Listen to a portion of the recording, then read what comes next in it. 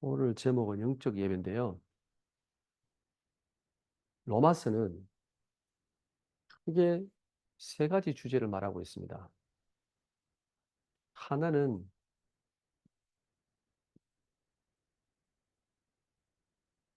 인간의 죄가 이 죄와 이 죄로 말미암은 비참함,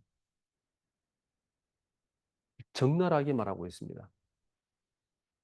바울이 로마에 있는 그 성도들에게 이 편지를 보내면서 이방인들과 그 유대인들에게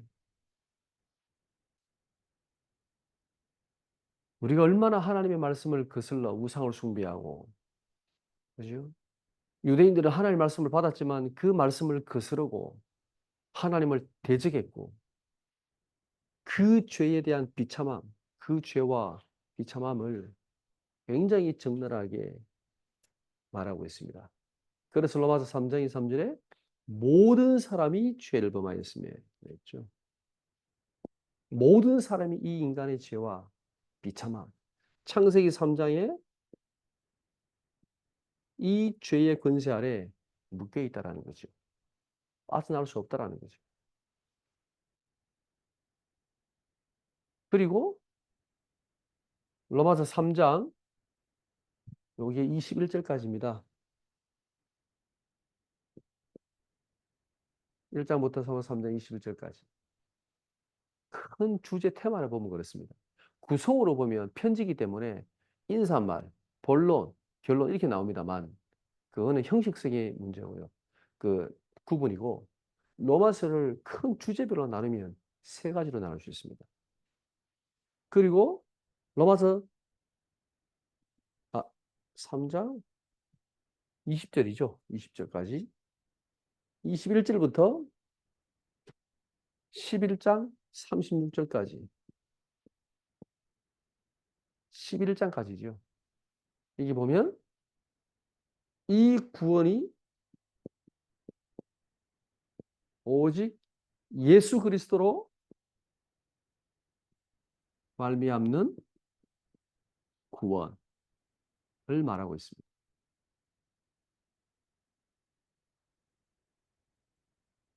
다른 말로 했을 때 하나님께서 우리를 의롭다 하신다 그랬죠. 왜요? 예수 그리스도를 믿음으로 말미암는 의를 말하고 있다고 얘기했습니다. 이게 두 번째 큰 내용입니다. 그러면 세 번째 12장 1절부터 16장까지 끝까지 여기 보면 이 예수 그리스도로 말미암아 의롭다함을 받은 믿음으로 의롭다함을 받은 하나님의 자녀 성도는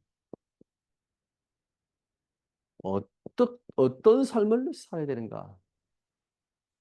그 삶에 대한 이야기입니다. 그리고 16장에는 그 정인들에 대한 이야기입니다. 그 정인들. 로마 10장에 나오잖아요. 이게 로마서 전체의 큰 세 가지 내용이라고 볼 수 있습니다. 자, 오늘 우리가 로마서 12장을 들어갑니다. 여기까지는 뭐였습니까? 이 내용이었습니다. 11장까지는.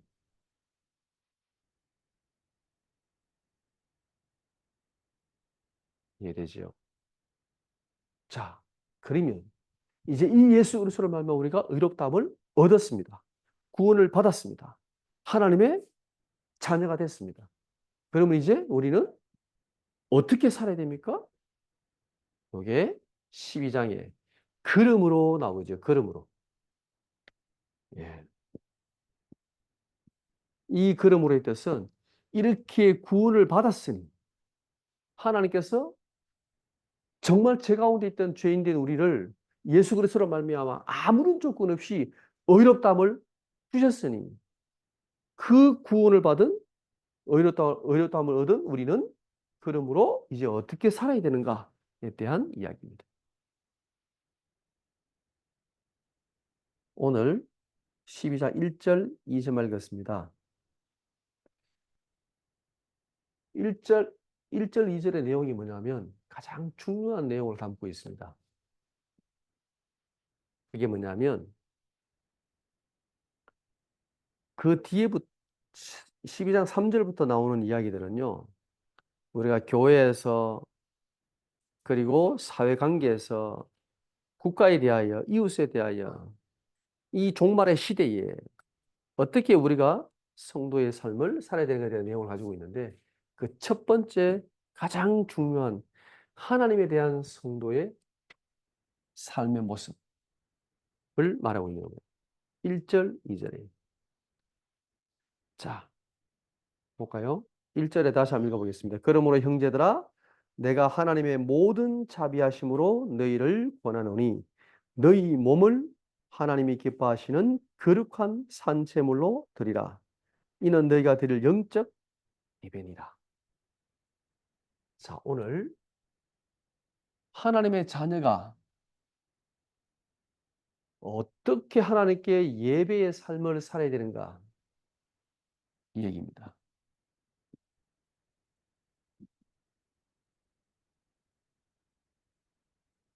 우리의 삶 속에서 드리는 예배.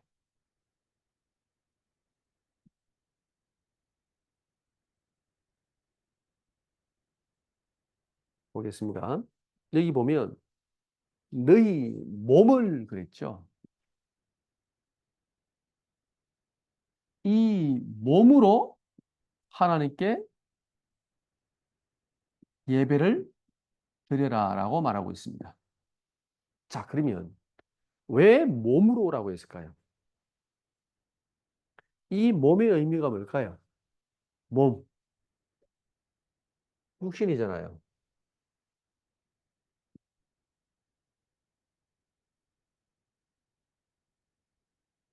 우리가 하나님 앞에 신령과 진정으로 보통 우리가 영적으로 이렇게 예배를 드리라고 얘기하는데 왜 몸이라는 단어를 적었을까요? 몸. 여기 약간 그 당시에 배경을 약간 살펴보면 조금 더 이해가 쉽습니다. 이 로마 시대의 헬라 사상을 보면 이분법적인 그 사고 방식을 가지고 있습니다. 헬라의 사고 방식은 영과 육으로 나눕니다. 영은 거룩하고 육은 부정하다라고 생각을 하고 있었습니다. 그래서 우리가 영은 거룩한 삶을 살고 육은 부정하기 때문에 마음껏 죄 가운데 타락해도 문제가 되지 않아요. 굉장히 이분법적인 삶을, 이중적인 삶을 가지고 있었습니다. 그 당시 로마, 헬라 사람들은. 근데 바울은 지금 이 몸으로 너희가 하나님 앞에 거룩하게 예배를 드리라고 말씀하고 있잖아요. 이 말의 의미가 왜 우리 몸이 거룩합니까? 헬라 사상 보면 아니야, 몸은 거룩하지 않아. 몸은 죄야. 몸은 악이야. 몸은 부정해. 육체는 부정해라고 생각하고 있었거든요. 근데 바울은 그렇지 않아라고 얘기하는 겁니다. 보고만 해서 우리 인간의 몸은 거룩합니다. 왜 거룩합니까? 왜 거룩할까요? 그렇지. 맞아요. 우리의 몸에 누가 들어오셨어요? 하나님의 성령. 성령께서 우리 안에 임재하시기 때문에 너희는 하나님의 거룩한 성전이라 그랬잖아요. 우리의 몸은 더러운 게 아니에요. 부정한 게 아니고 악한 게 아니에요. 우리의 몸은 하나님 앞에 거룩한 몸이 된 거예요. 굉장히 중요한 내용입니다. 우리가 그냥 하나님 앞에 그냥 예배드리고 기도하고 또 우리 육신은 연약하니까 죄 가운데 막 살아도 돼. 이런 생각을 가지면 그거는 복음적이지 않습니다. 그죠? 오늘 로마서 12장 1절에서 보면 바울은 전혀 그렇게 보지 않고 있습니다. 뭘로 거룩한 예배를 드리라? 우리의 몸으로, 우리의 육으로, 하나님 앞에 거룩한 삶을 하나님 앞에 드리라는 거예요. 자, 두 번째, 이 몸으로 하나님 앞에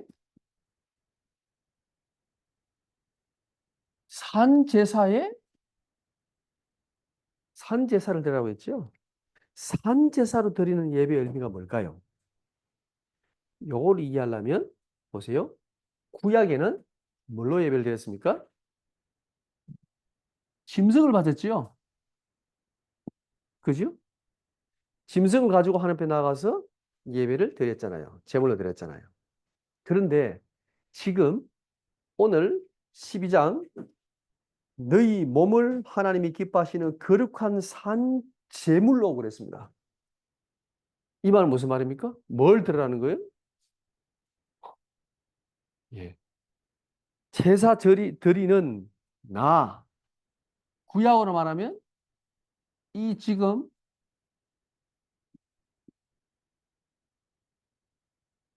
제사를 드리는 네 몸을 하나님 앞에 불태워 하나님께 드려 이 말입니다. 그죠? 구약식으로 말하면 짐승이 아니고 네 몸을 갖다 바쳐. 한 사람 있잖아요. 갖다 바친 사람. 예, 아브라함이 이삭 갖다 바쳤잖아요. 그죠?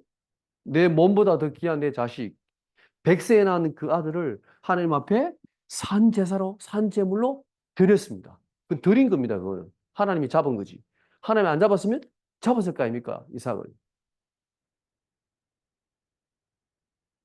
지금 이 바울이 우리가 하나님께 드릴 예배가 어떤 예배냐? 짐승을 드리는 게 아니고 네 몸을, 네 자신을, 다시 말하면 너의 전 인격을, 너의 모든 삶을 하나님께 제물로 드려라 이 말입니다. 왜요? 우리 하나님 축복받기 위해서? 구원받기 위해서? 그게 아니죠. 우리가 이 축복을 받았으므로, 우리가 이 구원을 얻었으므로, 우리 하나님 앞에 의롭다함을 입었으므로 우리는 당연히 하나님 앞에 이렇게 예배를 드려야 돼라는 말입니다. 당연한 예배가 뭐냐? 이 예배입니다. 우리의 몸으로, 우리의 모든 인격과 모든 삶으로 하나님 앞에 온전히 예배를 드리라는 거예요.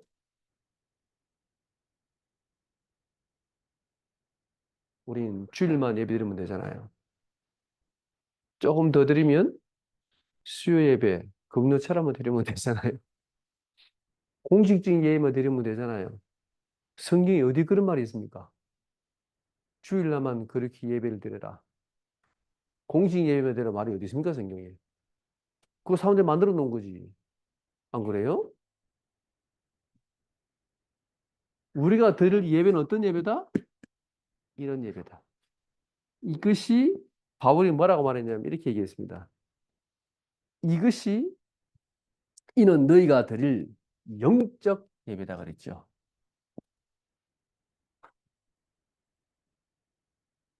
이 영적 예배란 말의 의미가 뭘까요? 여기에 나온 헬라어가 영적이라는 단어예요. 로기켄이라는 단어예요. 로기켄. 이 단어의 뜻이 뭐냐면 합리적인, 이성적인 이런 뜻이에요. 영적 예배라는 요 영적인 단어가 합리적이고 이성적인 이라는 뜻입니다. 하나님께 쉽게 말하면요, 어, 이 영적 예배란 말은 우리가 그냥 잠깐 주일 예배, 그냥 공식적인 예배, 그냥 잠깐 몇 시간, 한 시간 드리는 예배, 이걸 말하는 게 아니라 하나님 앞에 우리의 모든 삶을 예배의 삶으로 하나님께 드리는 것. 이것 자체가 영적 예배라는 거예요. 공식 예배가 의미가 없냐? 그런 의미는 아닙니다. 그러나 우리의 모든 삶 자체가, 그죠? 우리가 그냥 왜 모든 종교는 종교의식이 있잖아요.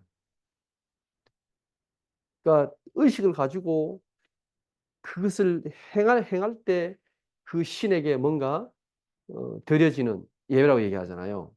근데 우리는 그렇지 않다라는 거예요. 우리의 모든 삶 자체가 하나님께 드리는 예배가 된다는 것입니다. 그게 하나님께서 우리에게 원하시는 예배다. 단순히 주일날 우리가 예배만 드리는 그 예배가 참된 예배가 아니라 우리의 모든 삶으로 합리적이고 이성적으로 우리 이 땅에 사는 모든 삶 속에서 하나님께 드리는 모든 삶이 하나님 앞에 예배가 된다라는 것입니다.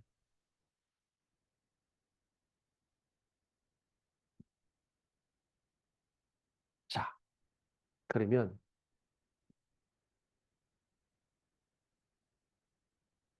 이 삶 속에서 우리가 예배를 드리면은 삶 속에서 우리가 기도의 축복을 누리는 것입니다.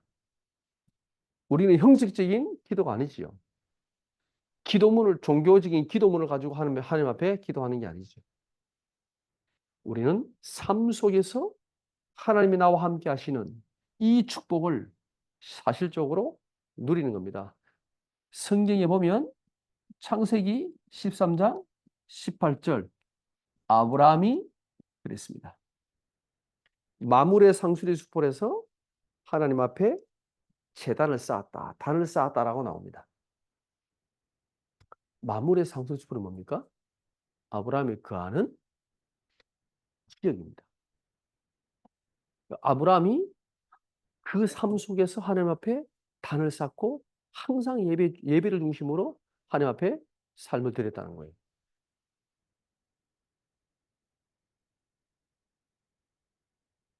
창세기 39장 2절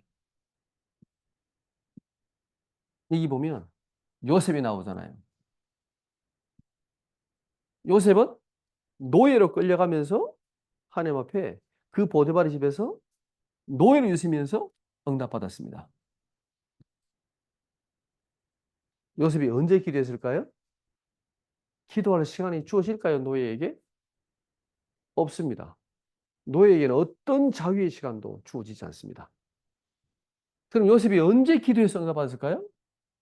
여호와께서 요셉과 함께 하심을 많은 사람들이 볼 정도로 역사에 일어났는데 요셉이 기도를 하지 않았을까요? 분명히 요셉은 기도하면서 기도 응답을 누린 겁니다. 어떻게 해요? 삶 속에서.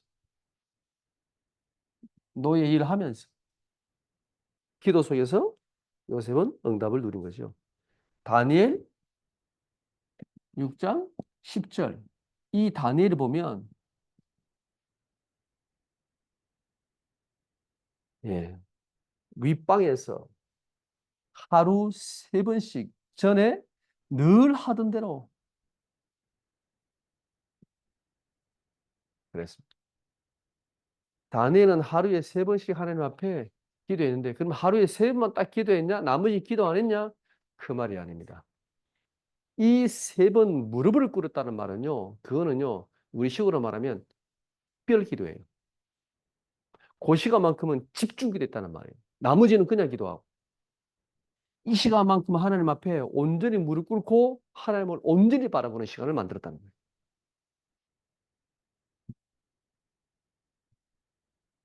다니엘은 정말 기도의 사람이었던 거죠. 에베소 6장 18절.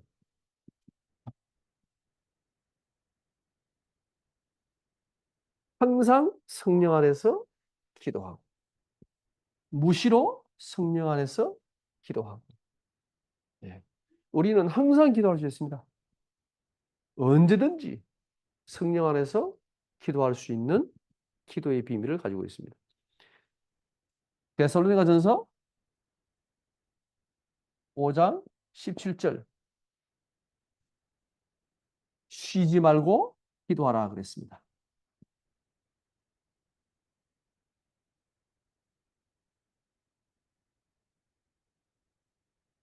우리가 기도라는 것을 물론 시간을 정해놓고 정식기도도 하겠지만 우리의 삶 속에서 기도를 누리는 비밀을 찾아야 됩니다.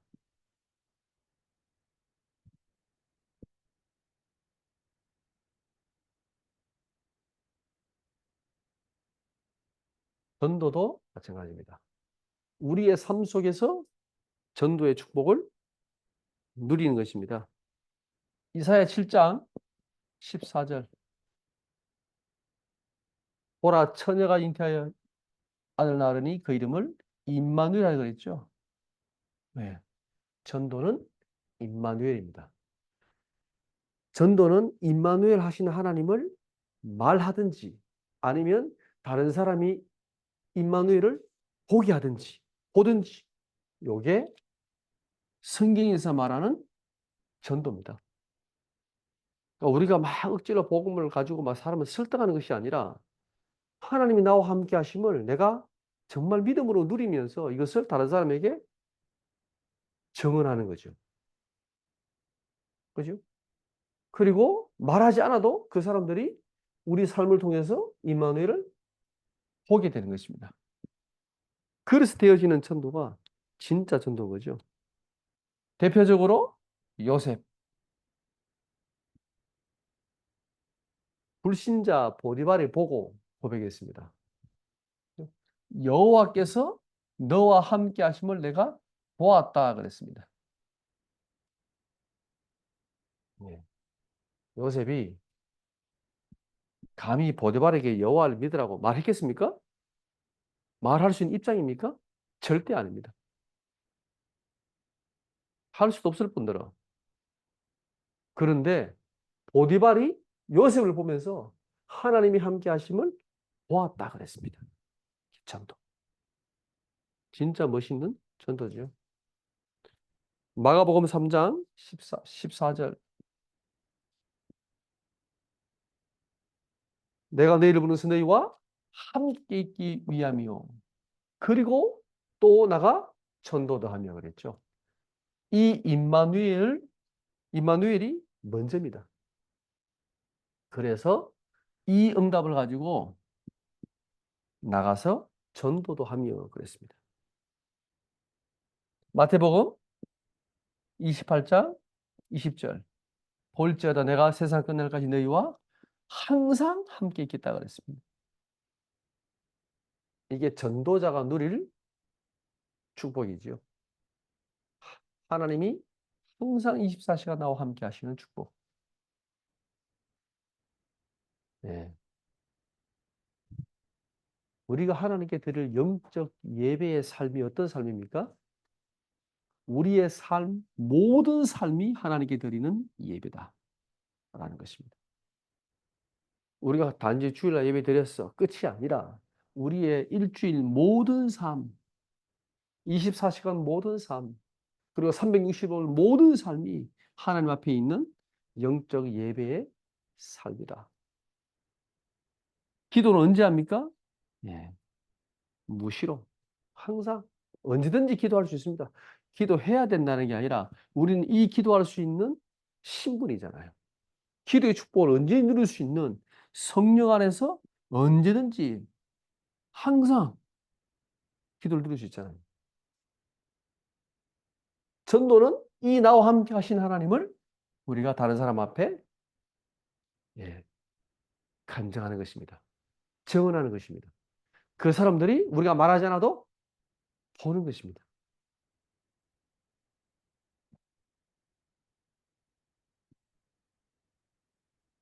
오늘 로마서 12장 1절에서 2절 하나님 앞에 드리는 영적인 삶, 영적인 예배는 어떤 예배인가?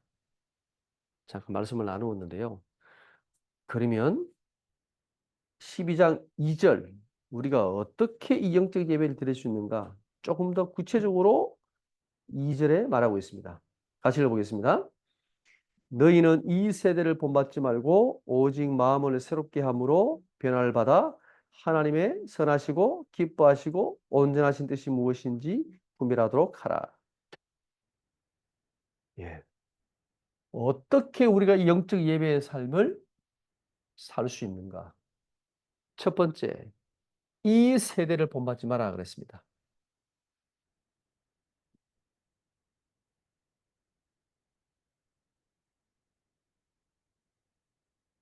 이게 무엇을 의미할까요? 이 세상의 풍조. 예. 이 세상에 우리가 지금 유행하는 것, 많은 사람이 맞다라고 하는 것, 이것을 무조건 본받지 마라, 따라가지 마라 라는 이야기입니다. 예. 우리는 이 세상을, 세대를 잘 분별해야 됩니다. 이 시대에 살기 때문에 우리가 어, 이 모든 걸 다 무시하고 살 수는 없습니다. 그렇다고 이 모든 것을 무조건 따라가는 것도 아니죠. 우리는 여기에서 어떤 우리가 생각을 가져야 되느냐. 그게 바로, 그죠? 이 세상의 풍조와 유행, 그 동성애, 뭐 퀴어 축제 이런 거 있잖아요. 동성애 축제도 있고. 저 한 번도 못 봤습니다만은 한 번도 못 봤는데 그런 것들이 얼마나 우리 후대들에게 얼마나 큰 영향을 주게 됩니까? 이런 거에 대해서는 정말 우리 교회가 일어나서 말을 해야 되지 않냐라고 생각이 듭니다.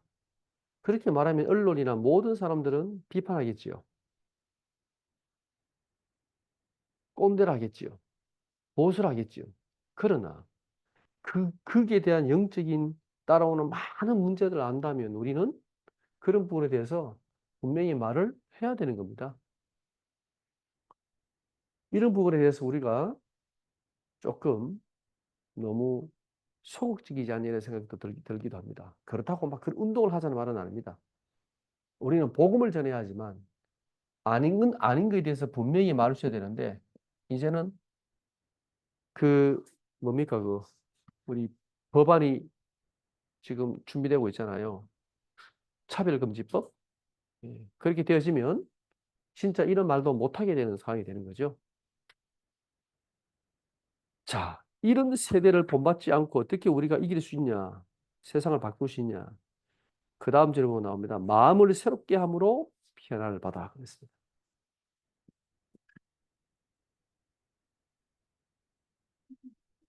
마음을 새롭게 하라. 그랬습니다. 그래서 변화를 받아. 그랬습니다. 우리의 마음을 새롭게 어떻게 변화받습니까? 변하고 싶지만 어떻게 됩니까? 예. 성령의 인도로, 성령의 역사로 우리 자신을 갱신해라. 개혁하라 말입니다. 우리 힘으로는 안 됩니다. 마음을 새롭게 함으로 변화를 받아. 이것이 가능한 것은 성령께서 우리 안에 역사하시기 때문입니다. 그래서 성령께서 언제 역사하십니까? 어떻게 역사하십니까? 물론 우리 마음과 우리 영혼에 감동을 주기도 합니다. 그러나 가장 중요한 비밀은요, 말씀입니다, 말씀. 성령께서 하나님의 말씀이 선포되어지고 하나님의 말씀이 우리 성도에게 임할 때 그때 성령께서 역사하시거든요.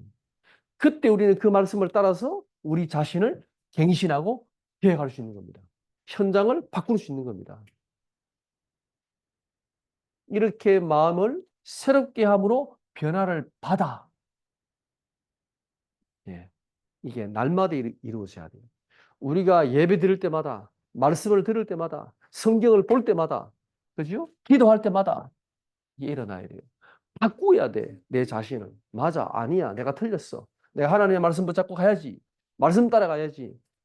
내 자신을 계속 경신하고 개혁해 나가야 됩니다.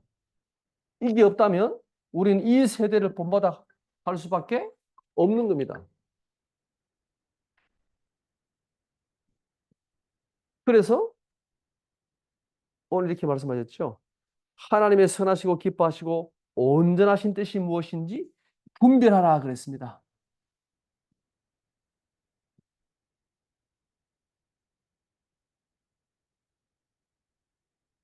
예. 하나님의 선하시고 기뻐하시고 온전하신 뜻. 이 뜻이 뭘까요? 우리가 말씀을 통해서, 예배를 통해서, 우리가 강단을 통해서 이것을 계속 찾는 거지요. 분별하는 거지요. 저건 아니야. 이게 하나님 뜻이야. 하나님 기뻐하시는 게 이거야. 이 뜻을 우리는 계속 찾아서 나가는 겁니다. 그게 우리가 하나님 앞에 드리는 영적 예배의 삶입니다. 구체적으로 어떻게 해라? 본받지 마라, 이 세대를. 그리고 우리 마음과 성령의 역사로 우리 모든 것을 갱신해라, 개혁해라, 바꾸어라. 그리고 하나님 뜻을 분별하라. 요 세 가지로 보면 되겠습니다. 이게 실천 사항입니다. 자, 지금부터 12장부터는 우리 삶을 어떻게 하나님께 어떻게 우리가 살 것인에 대한 실천적인 부분이에요. 11장까지는 이론적인 부분이에요. 교리적인 부분이에요. 그죠? 우리하고 아무 상관없어. 그냥 믿으면 돼. 그러나 12장부터는 어떻게 해야 돼요? 우리가 하나님 앞에 결단해야 돼요. 그죠? 우리의 삶을 하나님 앞에 드리도록 우리가 갱신해야 돼요. 그죠? 그리고 분별하고 뜻을 찾아야 돼요. 우리의 삶을 하나님 앞에 계속 바꾸어 나가야 됩니다. 그게 지금 로마서 12장에서 말씀하고 있는 첫 번째입니다. 영적 예배의 삶. 어떻게 우리가 영적 예배의 삶을 드릴 것인가? 여러분이 이번 한 주간 동안에 WRC가 있는데요. WRC를 통해서도 그렇고 여러분이 세계 렘넌트의 말씀을 받잖아요. 리더스론의 메시지 우리 전산에 올려서 4강 메시지를 저도 잠깐 봤는데 그 말씀을 가지고 여러분 우리 자신과 렘넌트들이 갱신할 수 있도록 만들어야 됩니다. 실천할 수 있도록 만들어야 됩니다. 이번 WRC 메시지 가운데 우리가 실천할 것을 찾아야 됩니다. 그렇게 해서 이 복음이 그냥 머리로만 이해되는 복음이 아니라 우리의 삶으로 역사하는 복음이 돼야 되거든요. 그 로마서는 굉장히 교리적인 그리고 이론적인 메시지를 하는 것 같지만 12장부터는 굉장히 구체적인 삶에 대한 부분도 같이 얘기하고 있습니다. 그래서 우리가 어떻게 갱신할 것이냐 우리의 삶을 우리가 조금 깊이 좀 돌아봤으면 좋겠습니다. 우리가 지금까지 들었던 말씀들이 많이 있지만 로마서를 통해서 정말 이 복음을 가지고 우리는 어떤 삶을 살아야 되는가에 대한 부분들을 갱신해 나가면 좋겠습니다.